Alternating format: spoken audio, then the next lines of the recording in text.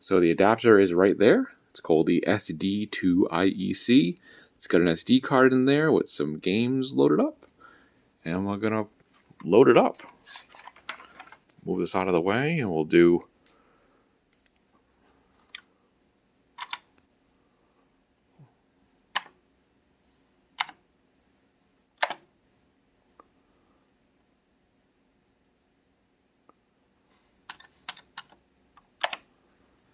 look at that, running stuff.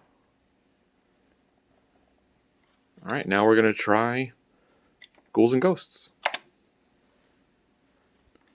And we got to go down to the program, hit enter, and it should now load up.